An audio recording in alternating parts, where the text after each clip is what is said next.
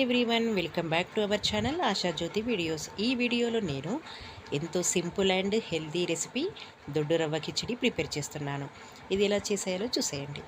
ఫస్ట్గా stove on చేసుకొని pressure cooker పెట్టేసుకుంటున్నాను. ఇందులో సరిపడా ఆయిల్ వేసేసుకొని ఆయిల్ వేడైపోయిన తర్వాత ఆవాలు, జీలకర్ర, మిరియాలు వేసేసి వేయించుకున్నాను. ఆ తర్వాత కరివేపాకు, కాస్త పల్లీలు, ఉల్లిపాయ ముక్కలు, పచ్చిమిర్చి ముక్కలు ఇవన్నీ వేసేసి వేయించుకోవాలి. మిరియాలు తాలింపులోనే వేసుకోవాలండి, అలా అయితేనే కిచిడి టేస్ట్గా ఉంటుంది. ఇవన్నీ వేగిపోయిన తర్వాత టమాటో ముక్కలు, కట్ చేసిన టమాటో ముక్కలు వేసేసి కలిపేస్తున్నాను. మీరు తీసుకునే రవ్వ క్వాంటిటీని బట్టి ఈ పచ్చిమిర్చి, ఉల్లిపాయ, టమాటో ముక్కలు తీసుకోవాల్సి ఉంటుంది. నేను 1 కప్ తీసుకున్నాను కాబట్టి దానికి సరిపడా టమాటోలు 2 కట్ చేసుకున్నాను. ఇవన్నీ వేగిపోయిన తర్వాత వెల్లుల్లిని వేసాను. మీరు వెల్లుల్లి పేస్ట్ అయినా వేసుకోవచ్చు. నేను వెల్లుల్లిని అలానే వేసుకొని వేయించుకుంటున్నాను. ఇవన్నీ వేగిపోయిన తర్వాత ఇందులో కాస్త పసుపు వేసుకోవాలి. అయితే ఈ కిచిడి ప్రిపేర్ చేయడానికి ముందుగా మీరు రవ్వని నానబెట్టుకోవాల్సి ఉంటుందండి. నానబెట్టుకుంటేనే కిచిడి మెత్తగా చక్కగా ఉడుకుతుంది. అంటే 1/2 కప్పు రవ్వ తీసుకున్నాను, అలాగే 1/4 కప్పు పెసరపప్పు తీసుకున్నాను.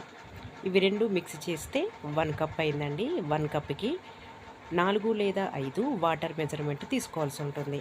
అంటే దొడ్డు రవ్వ, పెసరపప్పు కలిపేసి 1 కప్ తీసుకున్నట్లయితే 5 కప్పుల వాటర్ తీసుకోవాల్సి ఉంటుంది. ఓకేనా? ఇప్పుడు ఇవన్నీ ముక్కలు వేగిపోయిన తర్వాత, టమాటో ముక్కలు వేగిపోయిన తర్వాత సరిపడా అంత రుచికి సరిపడా ఉప్పు వేసేసుకున్నాను. ఆ తర్వాత నానబెట్టుకున్న దొడ్డు రవ్వ వాటర్తో సహా ఇందులో వేసేసుకోవాలి. అరగంట లేదా 1 అవర్ పాటు నానబెట్టుకోవాలండి. ఇలా నానబెట్టుకున్న ఈ రవ్వని వేసేసి కలిపేసుకోవాలి. ఇప్పుడు హై ఫ్లేమ్లో పెట్టేసుకొని 3 విజిల్స్ వచ్చేంత వరకు ఉడికించుకోవాలి. ఈ కిచిడీని ప్రెషర్ కుక్కర్లో చేసుకున్నట్లయితేనే మెత్తగా అవుతుందండి. ఇందులో టమాటో, మిరియాలు వేసుకోవడం వల్ల ఈ కిచిడీకి ఎక్స్ట్రా ఫ్లేవర్ యాడ్ అవుతుంది.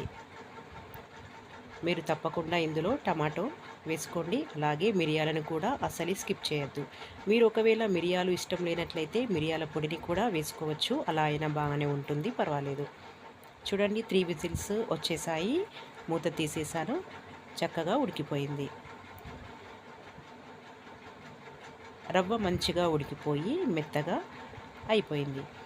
మీరు ఇంకా లూజ్గా చేసుకోవాలనుకున్నట్లయితే వాటర్ క్వాంటిటీ ఇంకో కప్పు కూడా పెంచుకోవచ్చు, అలా అయినా బాగానే ఉంటుంది.